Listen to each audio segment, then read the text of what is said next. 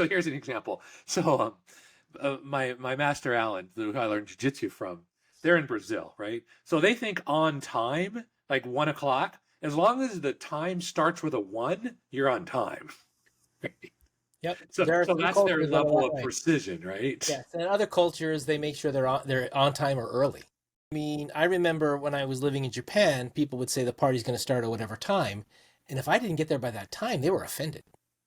If I got there late, Oh, interesting. you don't want to be the first person because that somehow shows a weakness of your own character, Like you're not enough important, or you don't have anything else better to do, or whatever it is.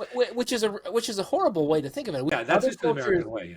Other cultures are much more observant of how do I impact others, Yeah. and that has a bunch of weight with it. In this one case, it's we're obsessed with thinking of ourselves, so we don't really consider what being late means to others. You're talking about a party where a bunch of people gets invited. You being half an hour late, maybe it's not a big deal, right? Nobody really cares. But if they're stranded on the side of the freeway, right, in a dangerous area, being 30 minutes late could be a problem, right? So it depends.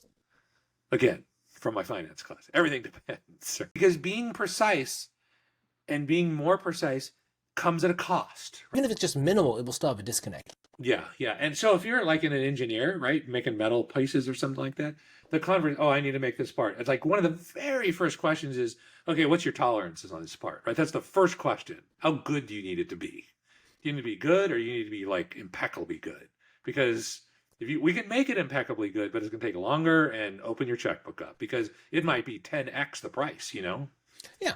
It's like in the old days, we don't worry about it as much because everything's gone to the cloud. But in the old days, when everyone had their own data centers and you ran your own computer room with servers in it, you had downtime you had to worry about all the time. Yeah, right, And right. you measure downtime in those nines, right? 99% uptime, 99.9% uptime, Yeah, 99.99, 9999999. And yeah, right. every nine you added doubled or quadrupled the cost Yeah, to maintain it at that level. yeah, right, exactly. Because if I need that, because they can go down every once in a while, and it's no big deal for a couple hours here, a couple hours there. Hey man, we just do one server in one data center, and it's good. But if you need it up, I mean, I need to have 10 servers across, spread out all over the world with different. I mean, it becomes much more complicated, you know.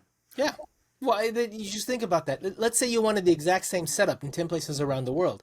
The cost of energy and the cost of data itself varies around the world. Yeah, Some places are cheaper, some places are more expensive, right? yeah, And some places are safer. Arizona tends to be safer from earthquakes than California, things yeah. like that.